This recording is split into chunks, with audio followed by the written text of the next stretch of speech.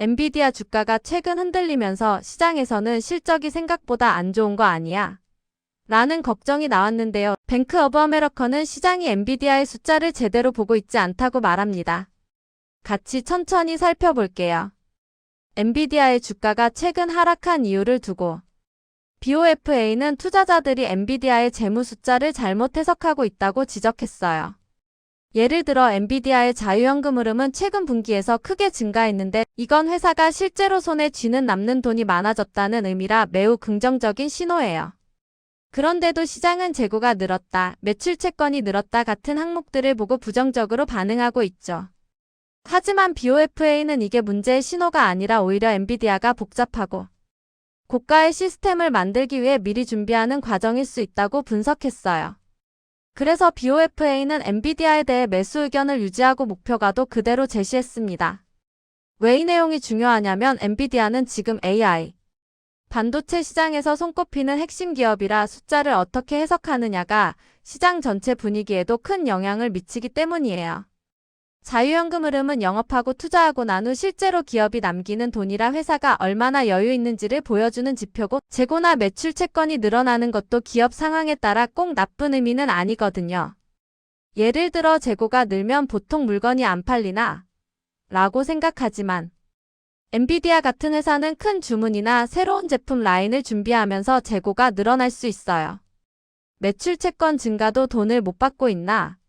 라는 걱정이 들지만 실제로는 판매가 늘어서 생기는 자연스러운 현상일 수도 있고요. 초보자분들이 헷갈릴 수 있는 부분도 풀어볼게요. 왜 시장은 숫자를 잘못 본 걸까요? 시장은 보통 변화 자체에 예민하게 반응해요. 재고가 늘면 바로 이상하네? 라고 생각하는 시기죠.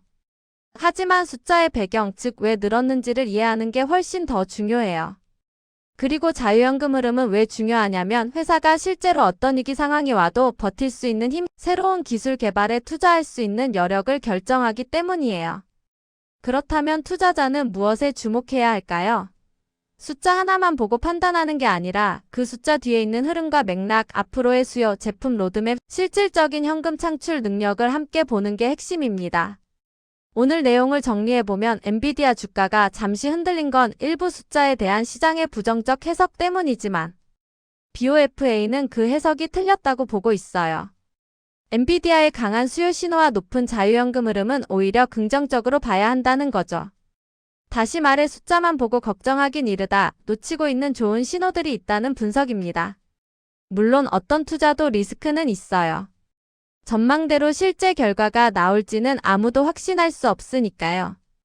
그래서 오늘 기사에서 우리가 가져가야 할 메시지는 숫자 뒤에 숨은 의미와 맥락을 보는 태도예요. 어떤 기업이 지금 무엇을 준비하고 있는지, 특정 지표가 왜 늘고 줄었는지, 그것이 장기적으로 어떤 흐름을 의미하는지를 생각해 보는 것. 여러분은 어떻게 생각하세요? 엔비디아 앞으로 다시 반등할까요? 아니면 지금의 주가 조정이 더 이어질까요? 여러분의 생각도 궁금하니까 댓글로 꼭 남겨주세요.